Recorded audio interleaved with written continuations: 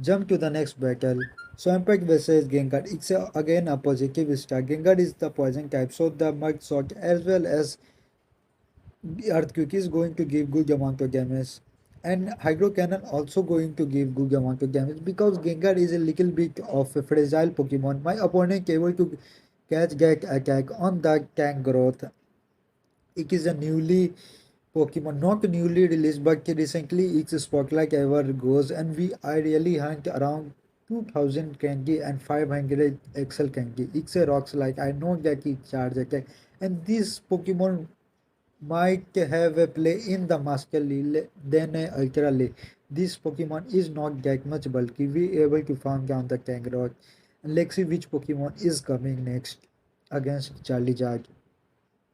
It's a probably a golem. I didn't able to see that, but I think it is a golem.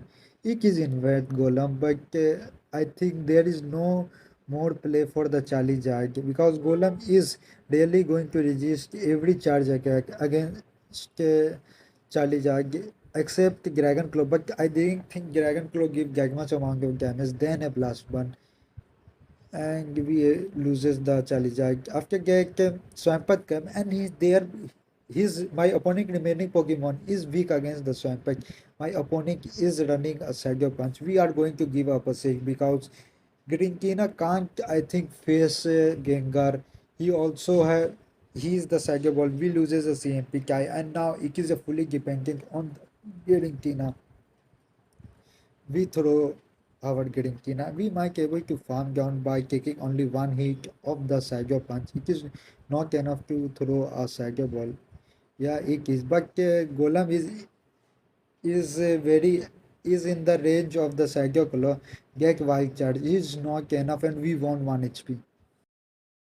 We are going to league our team with the Swampert and my opponent is leaguing with the Galvantula. It's a positive start for us. We are going to throw aggro cannon but we loses a CMP. There is no need to block that charge attack. Even then Swampert get give up. This hydro canal if it is going to get hit Galvantula, it will really put Galvantula into a mud short range.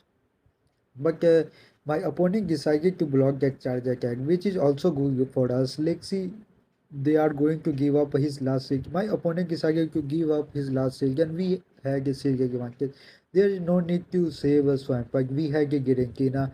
If Girinkina stay in the match more time, then it really becomes so powerful. It is not like they get give up or their attack was Grinkina origin form really have a powerful charge attack. Then it's a alter form going for the Saiga ball and it is one shot the Galvantula. After that Licky Chunk comes and it's a Talon Flame versus Charlie Jack. It's a fiery and flying battle going for a streak for blast one. It is not enough to KO and we are going to block that charge attack. I am thinking it's a brave bug but it's a bug. There is no need to problem because we able to reach to Dragon Claw and I think from this range it is enough to KO the Calon Flame. Let's see, it is not enough. Okay. And it is a flame charge. So we are not going to block but we go for the block. I don't know why at that time I go for the block and we might able to reach to a blast one before leaking can able to reach to another charge attack we able to and get blast one able to took 40% of HP and we catches a one charge attack on our Grinkina. Grinkina is a bulky Pokemon. It is a boggy slam and I think it is done for our opponent. This side of ball probably going to one shot him. No, sorry, Licking Tank is a normal type. I forget Gek. It is not going to give that much amount of damage. That's why I catch Gek charge. What the hell I am talking, saying things in the commentary. This Shadow Wall is also not enough. Sorry, this range it is enough. Jump to the next battle. Swampert versus Valen. I think my opponent has a upper hand. We are going straight for the earthquake. I didn't think Hydro Canal gave more damage than Icicle Spear, and my opponent successfully able to catch that earthquake on X Grinkin. X Ultra form.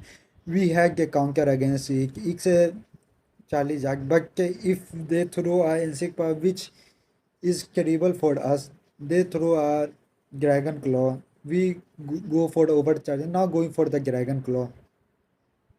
Let's see what Girinkina is going to do. Girinkina decided not to block. And I didn't think this that they collect that much energy for the ancient power. That's why I able to giving block that charge attack. We both are on the two shield not advantage X and neutral. We straight go for the blast one and I think Chalijak didn't able to reach to Dragon Claw. After that we swap to the Swampert. We are forced to swap to the Swampert because Garantina can't able to handle this Valren and they swap to the Cresselia. Their last Pokemon is weak against our Giratina, but they have a Moonblast. That's why I just try to catch Gek Charge Attack. There is need to catch Gek Charge Attack. I think one Moonblast is not going to enough to KO our Giratina, but we didn't want to take a risk. We now going for the overcharge and now going for the Cyber Ball. Cresselia might going to block that charge attack or going to fully depending on the well. I think there is a wise move if my opponent just let Cresselia guy and fully depending on our on his Valen, but they just look here. They recently swapped to the Valen and which is a bad move for from them. We are swapped to the Swampert and goes for the earthquake and we might able to reach to Swampert and we did able to reach to Hydro Canal before they're able to reach to Ice Sphere and it is gone for the my opponent. We are going for the earthquake and I think Cresselia is in the range to get KO'd by the earthquake but let's see. No, they are not. And it's fully dependent on the CMP and we win the CMP and that's a game for us. Good game by the way. Now let's move to the next battle. Ixu Swampert versus Cresselia, a terrible league for us. And we might try to catch Gek Charge Attack on the Charlie Jack and we successfully able to do that. Gek's a grass knock, there is no need to worry and let's see which Pokemon. They are not swapping to their remaining Pokemon, sorry they swap. Cresselia have a charge has a good amount of energy to throw a grass knock which we have to keep in the mind. We go straight for the earthquake, sorry blast burn. Now there is no need to save a Charlie Jack, we might able to get a siege advantage here. We are happy with that. We are going for the blast one.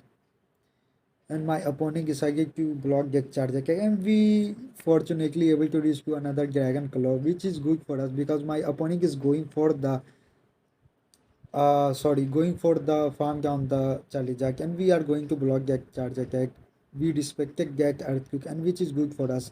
And we successfully able to catch that charge attack of Cresselia on our Garinkina.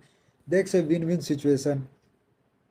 And I think we had a sales advantage and Giratina is the bulky Pokemon so there is no need to block this charge attack. It is a grass knot. We also know that we are now going for the overcharge and now going for the Psycho Ball and I think it is one shot the Cresselia.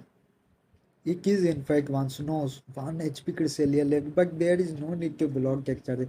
But we goes because our Swampert is going to come before